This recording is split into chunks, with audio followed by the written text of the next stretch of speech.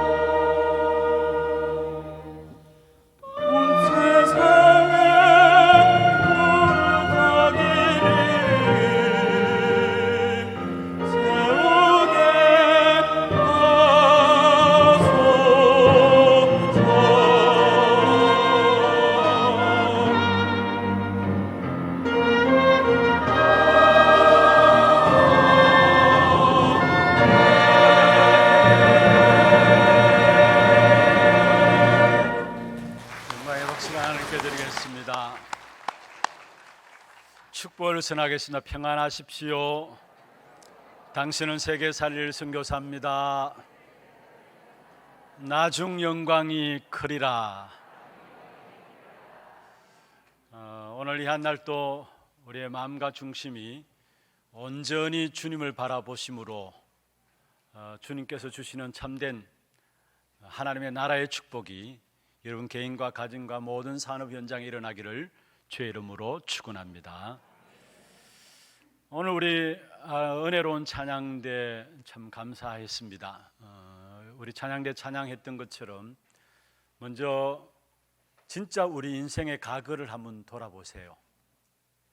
그리고 현실을 한번 보시고요. 내 인생에 살아오는 걸음걸음마다 언제 가장 기뻐했고 언제 가장 행복했었던가 한번 돌이켜 보시길 바랍니다. 어떤 분에게 신방을 갔는데 연세 드셔서 지금은 이제 하나님 나라 가셨습니다마는 이런저런 말씀을 나누는 가운데서 제가 물어봤습니다.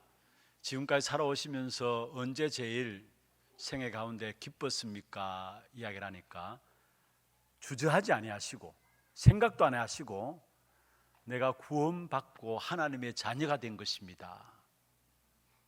놀랐어요. 사실은 이렇게 자랑할 것도 계시고 또 많은 자녀들 자랑할 것도 있고 배경도 있는데 그것 전혀 이야기 아니하냐고 내가 구원받았다라는 거, 하나님의 자녀 되었다라는 거, 그게 가장 행복합니다. 여러분 지금까지 살아오시면서 언제 진짜 기뻤고 언제 행복했습니까? 제 자신에게서는요, 하나님의 말씀이 들려지고 하나님의 말씀을 더 힘 얻을 때가 가장 기뻤어요. 가장 행복했어요. 그리고 돌이켜보면은 그때 하나님은 모든 일들을 다 하셨어요. 오늘 우리 찬양대 찬양했던 것처럼 우리가 언약 붙잡고 기도할 때 만남의 축복을 주신다고 했는데 진짜 우리는 언약 잡고 기도했는데 하나님께서 모든 축복을 다 하셨던 사실들을 고백할 수 있습니다. 하나님이 가장 아름답게 보시는 때가 언제냐? 하나님의 말씀에 여러분이 은혜 받을 때입니다. 잘 안 될 겁니다. 우리가 알고 있지만은 잘 안 됩니다. 그러나 하나님께서 가장 아름답게 보시는 때가 언제냐? 또 하나님께서 가장 안심하실 때가 언제이냐? 여러분 하나님이 우리를 보시고 안심하셔야지 우리를 보고 걱정하고 두려워하면 안 되잖아요. 하나님은 두려워하지 않습니다만은 그래도 걱정하면 안 되잖아요. 성도들 삶을 보면서 저는 보니까 걱정된다 그렇게 되면 안 되잖아요. 하나님 언제 나를 볼 때 안심하고 언제 나를 볼 때 가장 아름다우냐? 여러분이 말씀의 은혜 받을 때입니다. 그래 우리 신앙생활에 최우선 두어야 될 부분들이 있다면은 다른 것이 아니라 진짜 말씀의 은혜 받는 것입니다. 그럼 왜 우리 신앙생활에 가장 최우선으로 말씀의 은혜 받는 것을 두어야 되느냐? 먼저 첫 번째입니다. 항상 최고의 축복을 누려야 될 것이 바로 하나님의 말씀이기 때문에 그렇습니다. 항상 최고의 축복으로 누려야 할 것이 바로 하나님의 말씀이기 때문에 그러합니다. 여러분 이 말씀 속에는 인생의 참된 길과 해답되는 복음의 말씀을 하고 있는 것이죠. 종교에는 하나님의 말씀이 없습니다. 훌륭한 글들도 있을 수 있고요, 좋은 말들도 종교에 있을 수 있어요. 그러나 종교에는 하나님의 말씀은 없습니다.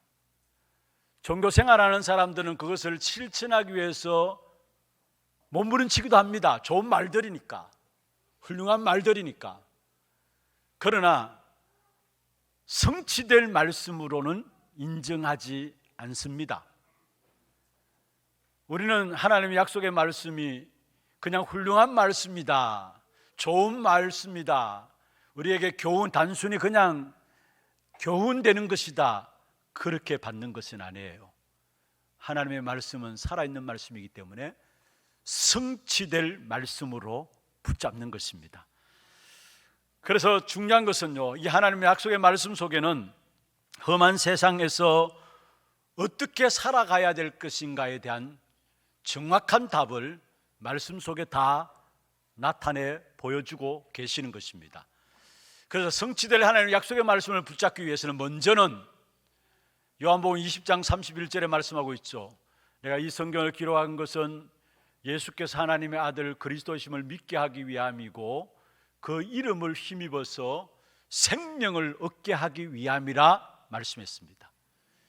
성취될 말씀으로 붙잡기 위해서는 먼저 그리스도를 알고 그 그리스도로 말미암아 생명을 얻어야 된다라는 사실이에요.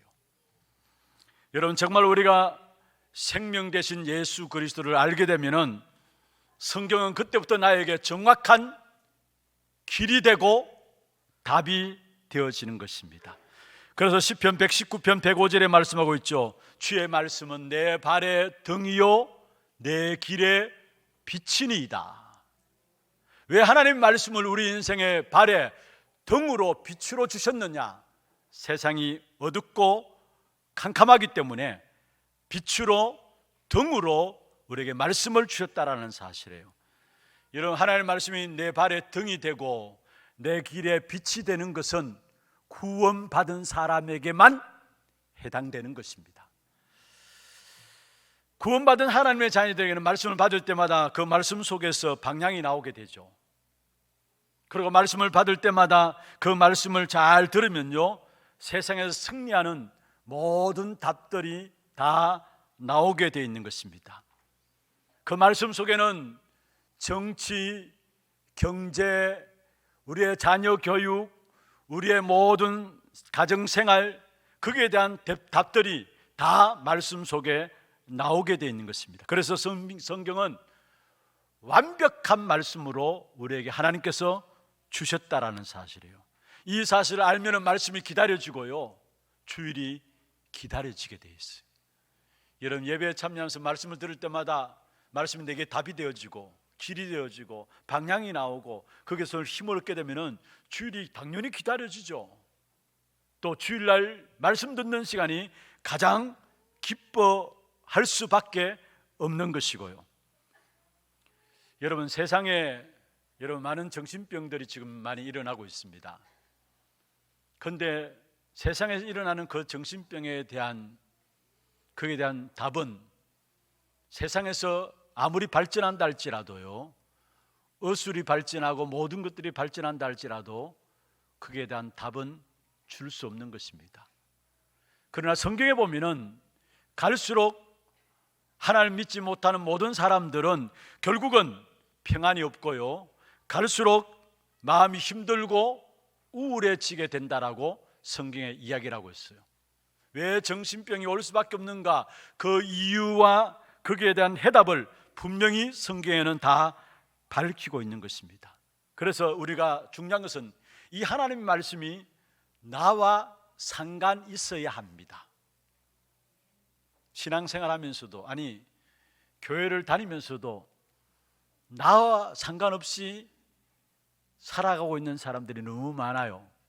그래서 신앙생활 따로, 교회 출석 따로, 말씀 따로, 아예 말씀이 나와 상관없는 그런 사람들은 어떻게 되느냐? 예배 드리면서도 어디에 찾아가느냐? 점쟁이를 찾아갈 수밖에 없어요. 왜 그런 줄 아십니까? 불안하니까. 아니 무슨 이 과학이 발달하는 시대에 점쟁이냐? 여러분, 통계가 나왔잖아요. 그리스도 믿는다고 하는, 교회 다닌다고 하는 신자들이 무당 찾아가는 프로테이지가 30% 40% 된다고 이야기를 합니다. 여러분, 무당들도 사실은 장사가 되니까, 밥 먹고 살만하니까 무당 계속 하는 거 아닙니까? 그런데 무당들도 이렇게 조사를 통해서 나타나는 것을 보면은 거의 90%, 지금 무당으로 있는 사람들 거의 90% 이상이 교회에 다 나가봤던 사람들이라고 이야기합니다. 그렇게 교회를 나가보면서도 불구하고 이 말씀이 나와 상관없었던 거예요. 왜 그렇습니까? 그것은 말씀이 나와 상관이 있기 위해서는 여러분 중요한 겁니다. 그리스도를 소유해야 합니다. 여러분 그리스도라는 이름의 뜻이 뭡니까? 기름 부음을 받은 자라는 뜻입니다. 이 땅에 일어나는 어느 날 우리도 모르게 일어나는 재앙의 문제, 그것은 그 어떤 것으로도 해결할 수 없어요. 그래서 그리스도께서 제사장으로 오셔서 이 땅에 일어나는 모든 재앙의 문제를 완전히 해결하신 것입니다. 그리고 눈에 보이지 않는 악한 사단은 지금 또 존재하고 있어요. 이 사단이 하는 주 일이 뭐냐? 하나님을 대적하게 하고 하나님 만나지 못하게 하고 믿는 사람들로 말미암아 하나님을 못 믿도록 하고 하나님을 못 누리도록 하는데, 이 악한 사단은 분명히 존재하고 있으면서 지금 또 모든 인생들을 멸망으로 실패로 몰고 가고 있는 것입니다. 이 사단을 이길 수 있는 존재는 이 땅에 없어요. 그래서 하나님이 이 땅에 그리스도를 참왕으로 보내셔서 참왕 대신 그리스도로 말미암아 사단의 머리가 깨트려진 것입니다. 그리고 우리는 하나님을 만나야 되는데 하나님 만나는 길이 없어요. 그래서 하나님을 알 수도 없어요. 그런데 그리스도께서 참 선지자로 오셔서 하나님 만나는 길을 여시고 아예 우리 속에 영원히 함께 하시는 것입니다. 무엇으로요? 그리스도로. 그래서 그리스도를 소유하게 될 때에 여러분 우리 안에 하나님이 들어오신데, 성령 하나님이 우리 안에 들어오시면서 그때부터 말씀이 성령으로 말미암아 나와 관계되게 돼 있고 내게 적용되게 돼 있어요. 요한복음 14장 26절에 말씀하고 있죠. 보혜사 곧 아버지께서 내 이름으로 보내실 성령. 여러분 그리스도 이름을 알게 될 때 그리스도 그 이름으로 말미암아 성령이 내 안에 들어오십니다. 그래서 내 이름으로 보내실 성령, 그 성령께서 너희에게 모든 것을 가르치시고 내가 말한 모든 것을 어떻게 해요? 생각나게 하시리라. 내가 말한 모든 것, 무슨 말입니까? 말씀을 생각나게 하신다는 것. 말씀이 나와 연결되도록, 나와 상관이 있도록 하는 것이 뭐냐? 성령의 역사로 말미암아 이루어지는 것입니다. 그래서 우리가 진짜 복음이 있으면은 이 말씀들이 우리에게 길이 되어지고 답이 되어지는 것입니다. 이 축복을 누리는 사람에게 따라오는 것이 있다면은 바로 성령의 역사인 것입니다. 성령이 내주하시면서 우리에게 말씀이 하나하나 적용되어지고 성취되어지는 축복을 누리게 되어 있는 것입니다. 그래서 우리에게 있어서 가장 좋은 날이 있다면은 주일날이에요. 아멘입니까? 가장 기쁜 시간이 있다면은 말씀 듣는 시간이에요. 하나님께서 말씀을 들을 때마다 생명 가진 저와 여러분에게 말씀이 우리 인생의 험한 인생 속에서, 어둡고 캄캄한 인생 속에서 길이 되고 빛이 되도록 하나님께서 말씀을 통해서 우리를 구체적으로 인도하신다는 사실입니다. 그래서 여러분 문제 있을 때에 문제 해결하려고 기도하는 것 물론 중요합니다. 그런데 여러분 하나만 기도하면 됩니다. 주님께서도 마지막에 한 가지를 말씀하셨죠. 그게 뭡니까? 성령 충만하게 하옵소서. 건강에 문제 있습니까? 그러면 건강 가지고 기도하잖아요. 물론 기도해야 합니다. 중요합니다. 그런데 내가 성령 충만하면은 그게 건강도 있고 돈도 있고 가정도 있고 모든 것 다 따라오게 돼 있어요. 그래서 우리가 정말로 성령 충만한 가운데서 모든 것 완벽하게 책임지시는 하나님의 역사들을 체험하기를 주의 이름으로 축원합니다. 그 성령의 충만함은 말씀을 통해서 하나님의 성령의 충만함이 따라오게 돼 있고요. 성령의 충만함 속에 들어가면은 하나님이 나를 나보다 더 잘 알기 때문에 나의 모든 필요를 완벽하게 채우시고 응답으로 나타내시게 되어 있는 것입니다. 그래서 세상에 그 어떤 것과도 비교할 수 없는 가장 귀중하고 큰 축복이 있다면은 말씀에 은혜 받는 축복입니다. 여러분 말씀에 은혜 받지 못하면요 밥 먹지 말고요 밥 먹을 자격도 안 돼요. 고민해야 합니다. 왜 그러냐? 모르고 있는데 어느 날 결국은 문제가 올 수밖에 없어요. 아니 모른다니까요. 말씀에 은혜 받는지 안 받는지 모른다니까요. 그런데 말씀에 은혜 받지 못하면 어느 날 결국은 문제 와서 무너질 수밖에 없어요. 그래서 여러분 말씀이 은혜 안 되면 지난주에도 말씀드렸죠. 몸부림쳐야 합니다. 예전에 우리 원로 목사님께서 설교하실 말씀 전가하실 때 한번 그런 말씀하셨어요. 강단에 메시지가 안 들려지면은 들려지는 교회로 가시라고. 그게 사는 길이라고. 가라는 게 목적이 있는 것이 아니라 어떻든 말씀의 은혜를 받아야 된다는 거. 말씀을 통해 힘을 얻고 말씀을 통해 치유하고 말씀을 통해서 모든 회복되는 역사가 나타나기 때문에 말씀의 은혜를 받아야 된다는 말이에요. 그래서 진짜 말씀이 들리지 않는다면 지난주에 말씀드린 것처럼 몸부림치셔야 합니다. 밥을 먹지 말고도 몸부림치셔야 합니다. 말씀이 들려지도록.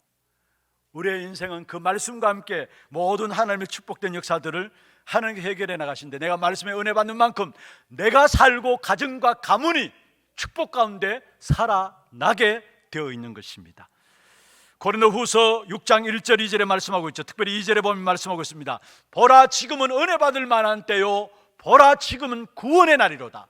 구원의 역사도 말씀에 은혜 받는 가운데서 진행되어진다라는 사실을 말씀하고 있는 것입니다. 여러분 말씀을 제대로 받으면요 반드시 거기에 대한 결실이 나타나게 되어 있는 것입니다. 왜 말씀의 은혜를 받아야 되느냐? 하나님이 말씀으로 이 땅에 오셨기 때문에 그렇습니다. 말씀을 바르게 받는 것이 중요한 것이고, 진짜 여러분이 한 시간이라도 말씀을 바르게 받으면 그게 모든 것들이 열려지게 되어 있는 거죠. 그래서 중요한 것은 우리에게 있어서 지금까지 가장 잘한 일이 있다면 말씀 듣는 일이었어요. 신앙생활 제대로 한 사람은 알게 됩니다. 내게 있어서 가장 잘한 일이 있다면 말씀 듣는 일이었어요. 그게 전부 다입니다. 사실은 우리 신앙생활의 전부 다입니다. 누가 보면 10장에 보면 마르다 마리아 자매가 나오죠. 잘 아는 본문이죠. 거기 예수님께서 마르다 집안에 들어왔어요. 그러니까 언니인 마르다가 예수님이 오셨으니까 마땅히 대접을 해야죠. 그래서 무엇을 대접할 것인가 분주했습니다. 근데 가만히 보니까 동생인 마리아는 예수님의 발치에 그냥 앉아 있거든요. 그래서 은근히 마르다가, 아니 나는 이렇게 바쁘게 움직이는데 왜 동생은 저렇게 가만히 있느냐, 이런 마음이 들었겠죠. 그래서 예수님한테 이야기합니다. 저 마리아 좀 뭐를 하라고 이야기를 합니다. 그때 예수님께서 중요한 말씀을 했어요. 마리아는 이 좋은 편을 택하였으니 빼앗기지 아니하리라. 마리아는 이 좋은 편을 택하였으니 빼앗기지 아니하리라. 우리에게 가장 좋은 것이 뭐냐? 말씀 듣는 거예요. 내 인생에서 가장 잘한 것이 뭐냐? 말씀 듣는 거예요. 초대교회도 그 어려움 가운데서, 핍박 가운데서도 초대교회가 승리했던 비밀이 있다면 사도행전 2장 42절입니다. 사도의 가르침을 받아 서로 교제하며 떡을 떼며. 그렇습니다. 여러분 초대교회 말씀을 받는 것으로, 받은 것으로 교제하고요, 그 받은 말씀으로 말미암아 현장에서 집에서 축복을 누리고, 그렇게 되어지니까 경제도 살아나고 건강도 회복되어지고 전도도 해결되어지는, 다 해결되어지는 역사가 사도의 가르침을 받는, 말씀 받는 곳에부터 시작되었다는 사실을 말씀하고 있습니다. 여러분 다른 부분에 방해받지 말고 말씀만 잘 받아도 우리의 신앙생활은 승리한다는 사실을 믿으시기를 주의 이름으로 축원합니다. 그래서 주일날 말씀 받는 이는 여러분 생을 거셔야 합니다. 악한 사단이 말씀만 붙잡으면 승리하는 것을 알고 어떻게 하든지 간에 여러분 은혜 받지 못하도록, 말씀 듣지 못하도록 공격해 올 겁니다. 심지어 한 주간 현장에서 살아가면서도 우리가 잠자는 사이에 영적 싸움을 싸우지 않으면 나도 모르게 오늘 본문에 나오는 것처럼 가라지를 자꾸 심습니다. 왜냐? 말씀에 은혜 받지 못하도록. 여러분 늘 깨어서 영적 싸움을 싸우되 신앙생활의 최우선으로 두어야 될 말씀 듣는 일에, 말씀을 받는 일에 여러분 생을 거는 그런 축복이 있기를 주의 이름으로 축원합니다. 두 번째입니다. 이 복음의 말씀의 특징이 오늘 본문에 나오는데요, 겨자씨 비유를 여러분 잘 아시죠? 작은 씨처럼 보였는데 근데 그게 작은 씨가 아니에요. 결국은 큰 나무로 자라는 부분들을 오늘 본문에 말씀하고 있습니다. 여러분, 먼저 우리가 생각해 볼 수 있는 것은요, 여러분, 복음 가진 사람에게 어려움이 있겠습니까? 없겠습니까? 예수 믿는 사람들에게 왜 이런 어려움이 있을까? 도저히 이해가 안 된다, 그렇게 말하는 사람들도 있습니다만 아닙니다.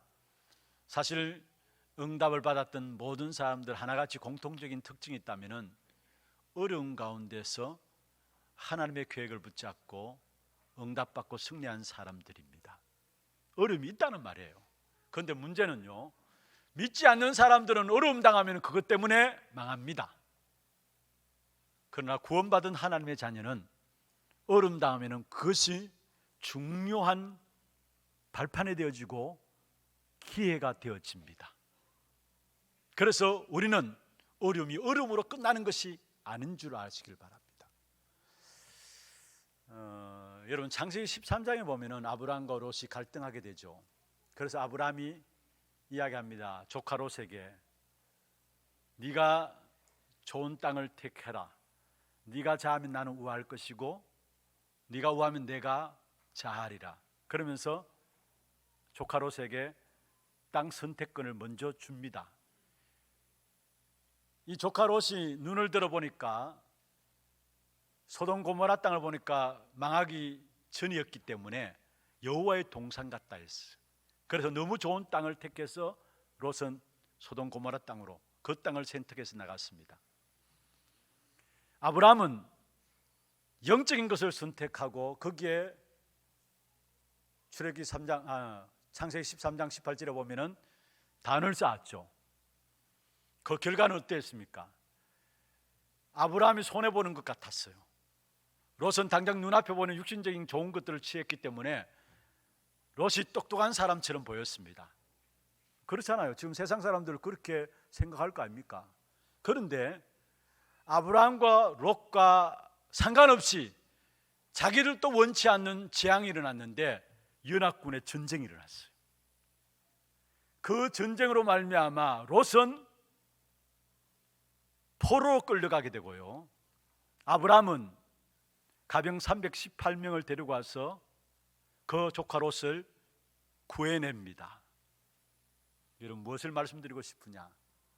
어느 날 일어나는 재앙의 역사 앞에 영적인 축복을 중요하게 여기고 말씀 흐름 따라서 말씀을 붙잡고 살아가는 사람에게는 그 재앙의 역사들이 축복으로 다가오지만은 말씀의 흐름을 놓치고 영적인 사실을 모르는 사람에게는 그 어려움이 오히려 망하게 되는 것이 되어진다는 사실을 아시길 바랍니다.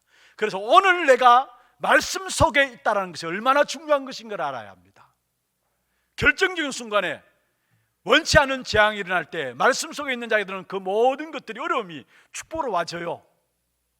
상관없이 오게 된 문제인데, 그런데 롯도 상관없이 오게 된 문제인데 영적인 축복을 놓쳐버리니까 오게 된 그 문제 앞에 오히려 롯은 포로되어지는, 망하게 되는 이런 결과를 가져온다는 사실이에요. 일부 예배 마치고 제가 제 방에 잠시 들어가서 준비하는 가운데서 어느 분이 들어와서 인사를 하시면서 목사님 너무 감사합니다 하면서 인사를 해요. 이분이 교회 안에서 진짜 말씀의 흐름을 놓치지 않고 어떻든 말씀의 성취를 따라 움직이는 분인데요, 또 너무나 아름답게 마음속에 세계복음화 237 나라를 살아야 되겠다는 선교에 대한 마음을 가지고 계신 분이에요. 그분이 그런 이야기를 해요. 목사님, 지금 다 어렵다 하는 시대 아닙니까? 그런데 지난번 사업장을 라이벌 관계에 있는 사장이 찾아와서 내 사업장을 인수하라, 그렇게 이야기하더라는 거예요. 그래서 인수를 했어요. 그런데 이번에 또 라이벌 관계에 있는 서구 쪽에 어느 그 사업장을 와서 인수하라 이야기더라고요. 그래서 또 그것도 인수를 하고 이제 내일부터 거기 가서 일하게 됩니다 이야기래요. 제가 그 이야기를 들으면서 여러분 어려운 게 아니고요, 말씀의 흐름 속에 있다면 어려움이 오히려 정말로 말씀 안에 있는 사람은 오히려 그 어려움들이 축복으로 누려진다라는 사실이에요. 그래서 여러분 중요한 것들을 붙잡아야 합니다. 요한이 맘모섬에서 답답하고 어려운 시간을 보낼 때 하나님은 그곳에서 계시록을 쓰도록 하셨다라는 사실이에요. 또 다니엘이 누명 쓰고 어려움 당할 때에 감사했습니다. 왜냐? 그 속에서 하나님의 계획을 붙잡았다는 말이죠. 그러니까 감사했습니다. 요셉은 노예로 끌려가는 시간에 하나님이 먼저 보내신 것을 알았다라는 사실이에요. 그래서 우리에게는 정말로 말씀의 흐름 속에서 말씀의 은혜 받고 있는 저와 이러면은 어려움이 아니라는 사실, 말씀의 흐름을 놓쳐버리면은 여러분 그 모든 것이 잘 되는 것이 아니라는 사실을 아셔야 합니다. 그래서 늘 항상 우리가 어디에 있느냐? 복음의 말씀 속에 있어야 된다라는 사실입니다. 혹여나 여러분 병든 분들이 있습니까? 여러분 병을 위해서 기도할 것이죠. 병을 위해서 기도하되 그 병을 통해서 여러분 그냥 단순히 병 낫게 하옵소서 그렇게 기도하지 말고요, 그 병 통해서 모든 것 회복되는 기회가 되시길 주의 이름으로 축원합니다. 야고보서 5장 13절에 15절에 보면 병든 자에게 말씀했습니다. 장로들을 칭하라 했어요. 그래서 기름 부어서 기도하라 했어요. 그러면 믿음의 기도는 역사하는 힘이 많다 했어요. 병든 자를 일으킨다 했어요. 여러분 병든 자 있습니까? 병든 것을 놓고 기도하되 단순히 병만 아니라 그 병든 것을 놓고 기도하면서 모든 것 회복되는 하나님의 역사들을 체험하기를 바랍니다. 그게 겨자씨 같은 것인데 큰 나무가 되어지는 그런 역사들로 나타나는 것입니다. 정말로 여러분이 복음 가지고 있다면, 생명 가지고 있다면 여러분 크게 기도하세요. 여러분 겨자씨는 보일 듯 말 듯한 아주 작은 씨입니다. 그러나 그 안에 생명이 있기 때문에 나중에 큰 나무가 되고 그게 많은 새들이 와서 깃들이게 된다 말씀했습니다. 여러분 안에 그리스도의 생명이 있다면 여러분 수준 바라보지 마시고요, 크게 기도하세요. 시편 81편에 말씀하고 있죠. 내 입을 넓게 열라 내가 채우리라 말씀했습니다. 정말 그리스도의 생명이 내게 있다면 하나님 우리의 가정 가문 내게 주옵소서 기도하시길 바랍니다. 왜 못합니까? 하나님 우리의 모든 이 지역을 하나님 내게 붙여 주옵소서 기도하시길 바랍니다. 크게 기도하시길 바랍니다. 237 나라, 그 237 나라 가운데 한 나라를 내가 살리게 하여 주옵소서. 내 사업장이 237 나라 한 나라를 살릴 수 있도록 축복하여 주옵소서. 크게 기도하시길 바랍니다. 내 입을 넓게 열라 내가 채우리라 말씀했어요. 겨자씨 속에 생명이 있기 때문에 큰 나무가 되어지는 것처럼 우리 안에 예수 생명이 있다면 못할 것이 없어요. 안 될 것이 없어요. 여러분 무디는요 구두 순수공 아니었습니까? 그런데 성령의 충만함을 받게 되니까 100만을 일으키게 되고 미국의 100만을 일으키게 되고요, 미국의 대부흥 운동을 일으키는 주역이 되어버렸어요. 여러분 웨슬레, 연약한 웨슬레가 하나님의 은혜를 받으니까 영국의 옥스퍼드 대학 중심으로 해서 영국을 변화시키는 역사가 일어났어요. 그런데 그 옥스퍼드 중심한 영국을 변화시키는 그 역사의 중심에 서 있던 웨슬레의 기도가 뭔 줄 아십니까? 전 세계가 나의 교구가 되게 하옵소서. 여러분 우리 안에 있는 생명은 작은 게 아니에요. 복음, 예수 그리스도의 생명은 작은 게 아니에요. 그게 결국은 큰 나무로, 그게 복음의 특징을 말씀하고 있는 것입니다. 그래서 여러분 우리가 복음의 말씀 듣는 것이 작게 보일 수 있어요. 또 똑똑한 사람들이, 여러분 이 자리에 앉은 사람들 보면은 뭐 주일날마다 꾸역꾸역 교회 나가서 예배 드린다고 앉아있느냐, 어리석게 보일 수 있어요. 그러나 작게 보이고 어리석게 보이는 것이 어리석게 보이는 게 아니에요. 여러분 이 자리에 앉아서 평범한처럼 보이는 말씀 듣는 시간이 모든 축복의 문들이 열려지는 시간인 줄 믿으시길 바랍니다. 이 말씀 듣는 시간은요 사실은 영혼과 연결되는 시간이 오늘 지금 이 시간이에요.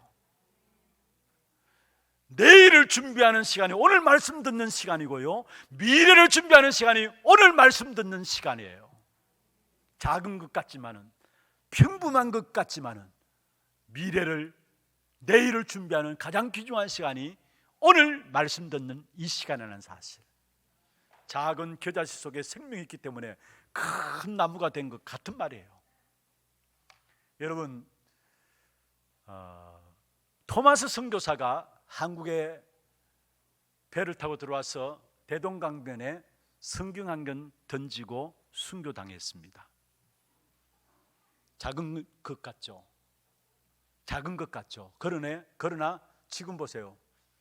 100년 훨씬 넘어서 지금 한국에 여러분 세계 그 어느 곳에도 찾아볼 수 없는 십자가가 동네마다 저 시골까지 동네마다 십자가가 다 서 있습니다. 무엇을 말합니까? 그냥 작은 헌신이었는데 작은 헌신으로 끝나지 않았다라는 거예요. 한 나라를 세계 복음화하는 선교 나라로 하나님께서 세우신 그 사실들이 작은 헌신 같은 그 헌신을 통해서 하나님은 큰 나무가 되게 하셨다는 사실을 우리에게 보여주고 있습니다. 또 우리는 우리 옆에 있는 사람들 그냥 늘 만나니까 그냥 쉽게 생각하고 작은 것이라고 생각할 수 있어요. 또 매일 만나는 현장들, 매일 만나는 현장이니까 작게 생각하고 그냥 쉽게 생각할 수 있어요. 그래서 하나님의 축복을 놓쳐버려요. 정말로 매일 만나는 사람, 매일 만나는 현장이 작은 것이 아니라는 것. 그래서 우리는 삶 오늘을 통해서 하나님의 계획을 거기서 찾아내는 것입니다. 그렇다면 만남도 현장도 큰 나무로 하나님의 귀한 축복을 누리게 되는 그런 발판이 되어지게 될 것입니다. 그 축복을 여러분 누리게 되길 주의 이름으로 축원합니다. 작은 것이 아니라는 것. 그 다음에 오늘 본문에 보면은 또 누룩 비유가 나옵니다. 누룩. 여러분 누룩 알죠? 이스트 해가지고 가루 스말 속에 누룩이 들어가 있으면은 그 보이지 않습니다. 보이지도 않아요. 그런데 근본을 바꾸고요 속을 다 변화시켜요. 그게 누룩입니다. 복음이 그런 거 아닙니까? 여러분 유대인들이 얼마나 똑똑하고 얼마나 겉으로는 반듯하고 규모가 반듯하고 질서 있고 체계가 있었습니다. 또 그런 어떤 규모와 체계와 질서들 가지고 실제로 세계를 정복했고요 세계에 영향을 줬어요. 그런데 가장 훌륭한 유대인들이 가장 고생하는 민족이 되었어요. 왜 그런 줄 아십니까? 영적인 비밀을 몰라서 그래요. 그래서 예수님께서 유대인들을 향해서 바리새인들을 향해서 뭐라고 질책했느냐 하면은 해칠한 무덤이라 했어요. 무슨 말입니까? 겉은 번지름한데 속이 다 썩어 있다는 말이에요. 속은 죽었단 말이에요. 영적인 사실을 모르니까, 생명을 모르니까. 여러분, 그러나 복음은요 속을 근본을 변화시키는 것이고 근본을 바꾸는 것이 복음입니다. 그게 오늘 누룩을 통해서 우리에게 보여주는 것이에요. 그래서 정말로 이 복음이 증거되어지면은 조용히 표시 없이 모든 현장이 하나님 나라로 바뀌어지게 돼 있어요. 소리 낼 필요 없어요. 여러분 정말로 복음 가지고 누리고 있으면요 여러분이 누룩처럼 여러분 때문에 여러분 가정과 가문 직장이 조용하게 하나님 나라로 어느 날 보면은 변화되게 돼 있어요. 그게 바로 누룩에 대한 복음의 비유입니다. 그리고 우리가 분명히 붙잡아야 될 것은 여러분 그 시작을 여러분 항상 여러분 시작을 오직 복음으로 시작해야 합니다. 복음으로 출발해야 돼요. 이 어마어마한 겨자씨와 누룩의 비유를 통해서 결국 큰 나무로 되어지고 결국은 모든 근본을 변화시키는 속을 바꾸는 그 축복을 누리기 위해서는 늘 항상 어디로 나가야 되느냐, 어디로 시작해야 되느냐, 오직 복음으로 시작해야 돼요. 창세기 12장에 보면은 하나님께서 아브라함을 불러서서 본토 친척 아비 집을 떠나라 말씀했죠. 그런데 아브라함은 그 말씀을 듣고 갈대우르를 나오긴 나왔는데 그 말씀을 제대로 이해를 못했어요. 그래서 착각했어요. 제대로 이해 못했다는 증거가 뭐냐? 당장 눈앞에 기근이 드니까 애굽에 내려갔어요. 본토 친척 아비 집을 떠나라 했는데 당장 문제가 오니까 애굽에 내려가고 거기서 부끄러움을 당하게 되죠. 또 조카 롯을 데리고 나왔어요.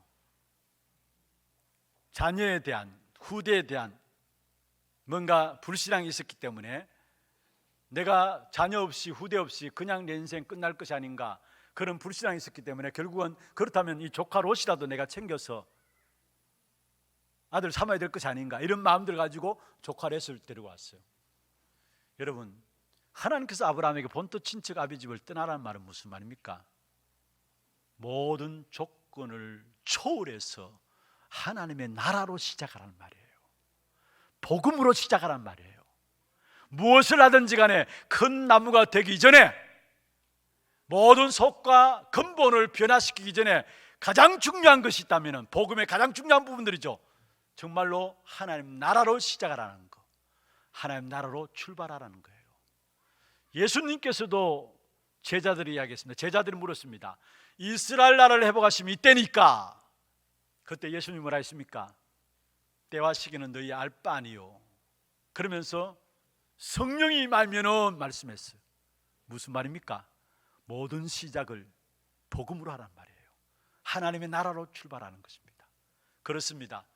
우리의 모든 조건과 상관없이 그 조건을 초월해서 하나님의 나라로 시작하게 될 때에 작은 씨 같지만 큰 나무가 되어지고 근본과 속을 변화시키는, 바꾸는 엄청난 증거의 역사들이 저와 여러분 걸음걸음마다 나타나게 될 것입니다. 말씀을 맺겠습니다.